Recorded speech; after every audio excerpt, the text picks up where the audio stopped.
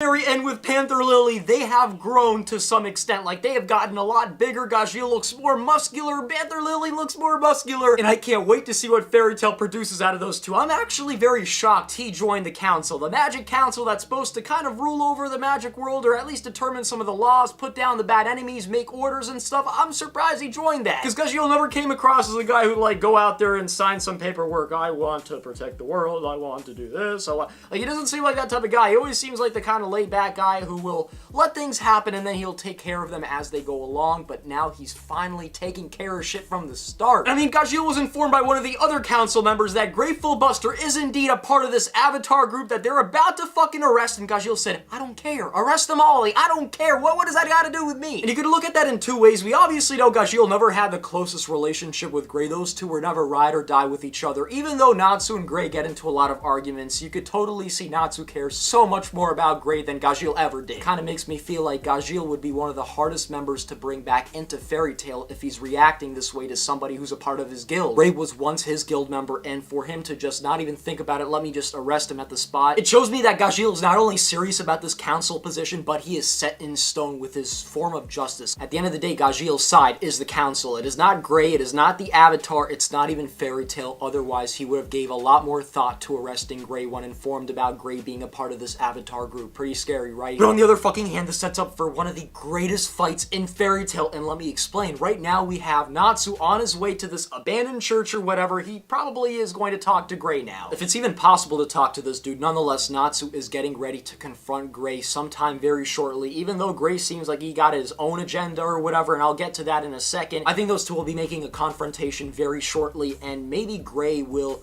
kind of hide the fact that he is still on Natsu and Fairy Tail's side, but at the end of the day, it's a little more complex than him just being evil and wanting to destroy the Book of End. Nonetheless, with Gajeel making his way there, if he's gonna react that way to Gray, he's probably gonna react that way to Natsu, and I could see possibly either Natsu and Gray teaming up against Gajeel, or Gajeel and Natsu teaming up against Gray, and oh man! These three have power levels like no other. When ordering them in strength from probably least to greatest, I would say Gajeel is definitely the weakest out of the three, then Natsu's probably the strongest, which puts Gray right in the middle. However, just the thought of those three clashing in the dynamic, I could see Natsu possibly defending Gray to some extent until he finds out that Gray is just like, I'm completely evil at the moment. Natsu's gonna have no other choice to fight Gray because of the people around him. I'm talking about Wendy, I'm talking about his little Exceed Happy, and while Gajeel doesn't have an emotional thing about it, it is indeed his job. Oh man, that fight would be so beautiful, and let's say it gets animated. That's a fight, Devil Slaying Magic versus a guy that has fire magic, probably near fucking Guildart's rank. That's a fight within itself, and then you throw Gajeel into the mix, how much stronger he's gotten physically alongside Pantherlily. Oh. Now, a big portion of this chapter is dedicated to Natsu explaining to Lucy as to what happened with Gray, because she knew to an extent that Gray kind of turned evil, or he went rogue because he obviously left Juvia's site, and leaving Juvia's site, something went wrong. But she didn't, however, know as to why all of this had to do with Rogue's whereabouts, why they went to Sabretooth in the first place. And whilst I didn't know at first, or I sort of forgot, you know, about the whole secret thing that Future Rogue told Natsu, I at the same time thought it was pretty cool that we got that reinforcement, because the last thing we need is Lucy being uninformed about this entire shit and then just going fucking crazy. Like, we all know Lucy clowns on Natsu constantly for not being smart at all. In fact, in this chapter, she was talking about Natsu finally using his brain. No wonder he can't tell us anything, but Lucy isn't that smart herself. In fact, she's kind of a dumb broad. And because of that, everybody's on the same page now. Lucy is somebody who actually cares about Gray. Unlike Gajeel, he does not need a reason for fighting Gray. He will just fight him off simply because he don't give a fuck. You know, he doesn't care about all of this dark energy on Gray, how it's slowly corrupting him into becoming a pawn of Zediv's. He just knows what he has to do, and that's arrest him. And if he resists, obviously, he's probably gonna have to kill him. Lucy, on the other hand, isn't going to kill him, regardless of what information Natsu spills out at her. She wouldn't have the heart to take Gray's life if Gray ended up killing every single member of Fairy Tail, of the current one, which is like 2 members. In this chapter, we actually see Gray, we see him talking a little bit, and we find out a little bit about his true intentions, as well as whether or not he has control over himself, his sanity, where is his morale at the moment. And quite frankly, it's sort of hard to tell. It's a little bit confusing, and I don't know if it's just Hero's writing that's gotten a lot better recently, but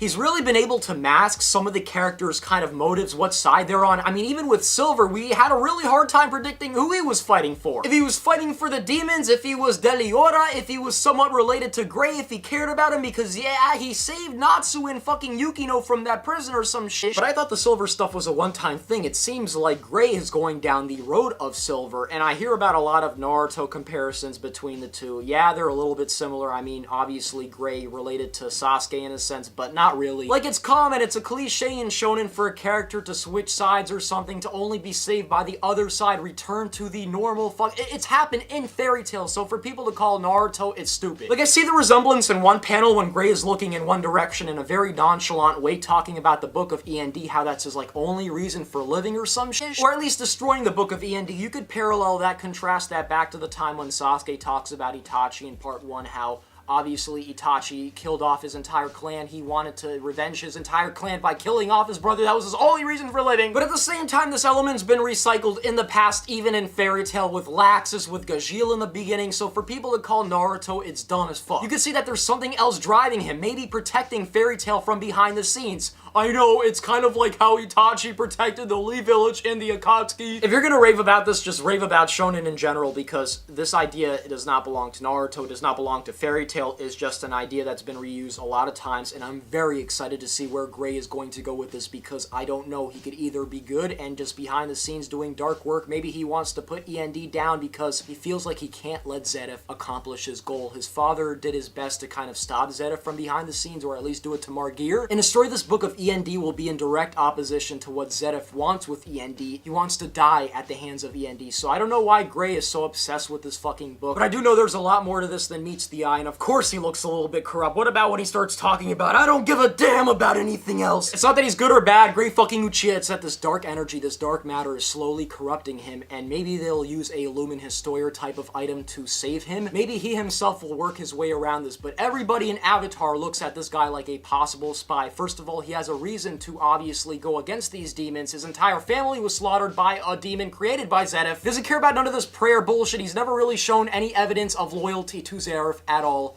and all of them see that. It's not unknown, but they're all demons. They're all bad guys grouping together. Supposedly bad guys, and this is where we have Gray right here, and the dynamics are just so interesting.